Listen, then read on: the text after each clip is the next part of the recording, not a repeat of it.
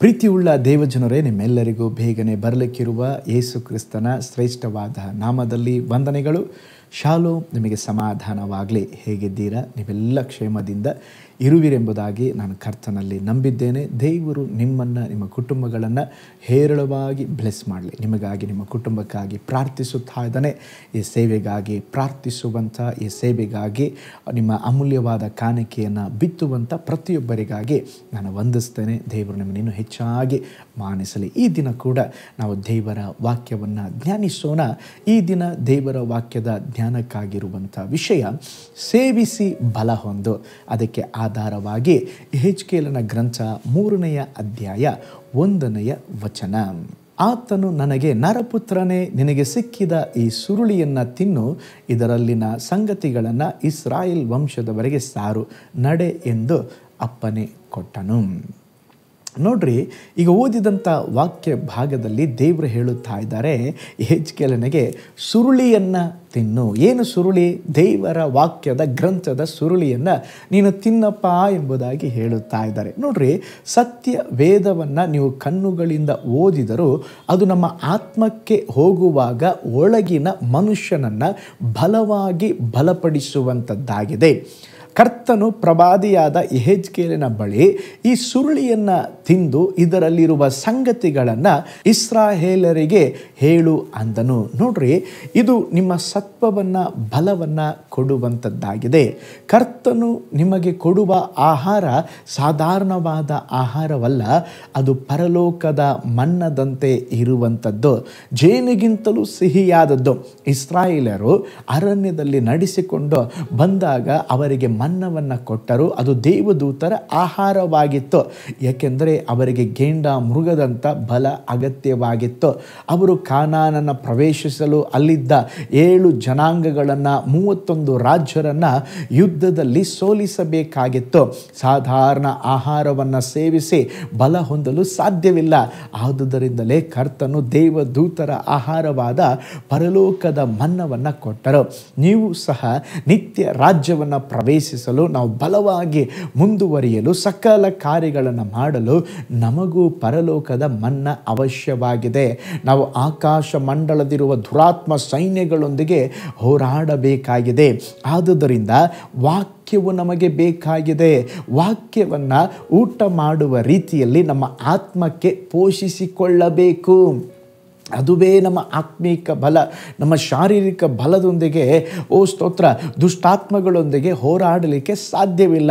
ಆದುದರಿಂದ ಪರಲೋಕದಿಂದ ಕೊಡಲ್ಪಟ್ಟಂಥ ದೇವರ ವಾಕ್ಯ ಮನ್ನವನ್ನು ನಾವು ಅನುದಿನವೂ ಸೇವಿಸಬೇಕು.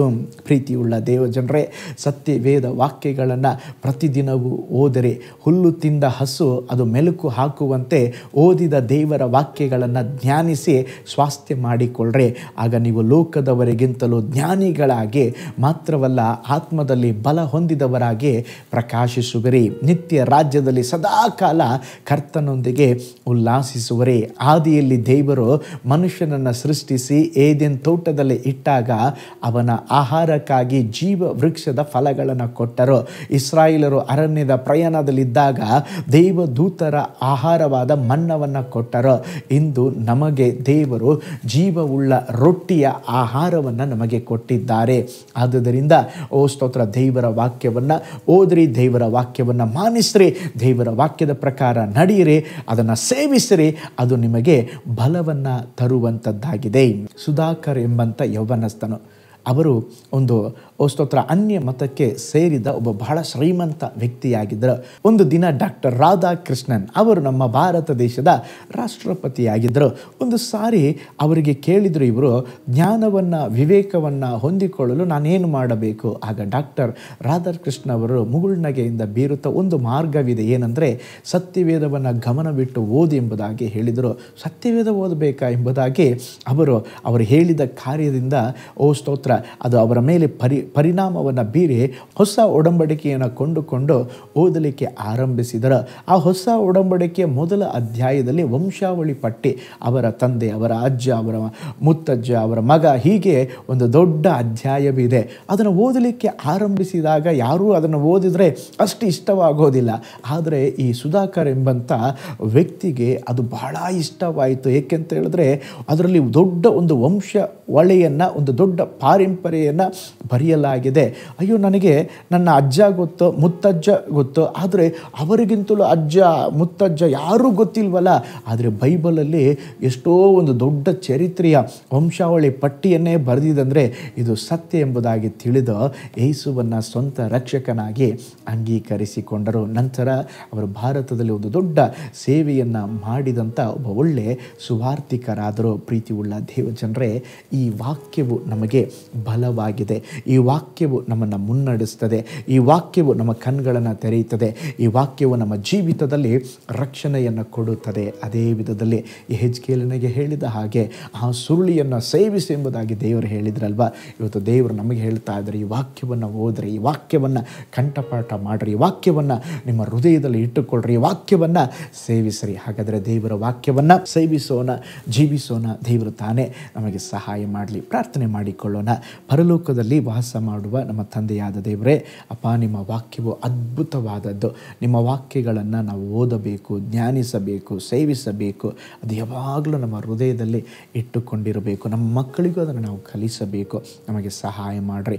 ವಿಶೇಷವಾಗಿ ಈ ದಿನ ಕೂಡ ಈ ವಿಡಿಯೋ ವಾಚ್ ಮಾಡಿದ ಎಲ್ಲ ನಿನ್ನ ಮುದ್ದು ಮಕ್ಕಳನ್ನು ಬ್ಲೆಸ್ ಮಾಡಿರಿ. ಅವರ ಕುಟುಂಬಗಳು ಆಶೀರ್ವದಿಸಲ್ಪಡಲಿ. ಅವರ ಜೀವಿತದಲ್ಲಿ ಯಾವುದಾದ್ರೂ ಪ್ರಾರ್ಥನಾ ಮನವಿಗಳು ಇರೋದಾದರೆ ಅದನ್ನು ಕೇಳಿ ಅದ್ಭುತವಾದ ಸಂಗತಿಗಳನ್ನು ಅವರ ಬಾಳಲ್ಲಿ ಮಾಡಿರಿ. ಈ ದಿನ ಜಯ ಕೊಡ್ರಿ, ಬಿಡುಗಡೆ ಕೊಡ್ರಿ. ಹೊಸ ದಿನದಲ್ಲಿ ಹೊಸ ಕೃಪೆ ಕೊಟ್ಟು ಅದ್ಭುತವಾಗಿ ನಡೆಸ್ರಿ. ನಮ್ಮ ಪ್ರಾರ್ಥನೆ ಕೇಳಿದ ಪ್ರೀತಿಗಾಗಿ ಸ್ತೋತ್ರ, ಯೇಸುವಿನ ಹೆಸರಿನಲ್ಲಿ ತಂದೆಯೇ, ಆಮೇನ್, ಆಮೇನ್. Price lord. ಹಾಗಾದರೆ ಸ್ತೋತ್ರ, ದೇವರ ವಾಕ್ಯವನ್ನು ನಾವು ಮಾನಿಸೋಣ, ದೇವರ ವಾಕ್ಯವನ್ನು ಓದೋಣ. ದೇವರ ವಾಕ್ಯವನ್ನು ಯೆಹೆಜ್ಕೇಲನಾಗಿ ಅದನ್ನು ಆ ಸುರುಳಿಯನ್ನೇ ತಿಂದುಬಿಟ್ನಂತೆ. ದೇವರ ವಾಕ್ಯವನ್ನು ನಾವು ತಿನ್ನೋದು ಬೇಡ, ಅದನ್ನು ಓದೋಣ, ಧ್ಯಾನಿಸೋಣ. ದೇವರು ನಿಮ್ಮನ್ನು, ನಿಮ್ಮ ಕುಟುಂಬವನ್ನು ಬ್ಲೆಸ್ ಮಾಡಲಿ. ನಾಳೆ ಮತ್ತೊಂದು ದೈನಂದಿನ ಜ್ಞಾನದಲ್ಲಿ ನಾನು ನಿಮ್ಮನ್ನು ಸಂಧಿಸ್ತೇನೆ. ನಾನು ನಿಮ್ಮ ಪ್ರೀತಿಯ ಸೇವಕ ಪಾಸ್ಟರ್ ಪೌಲ್ ಶೋಯ್. God bless you all.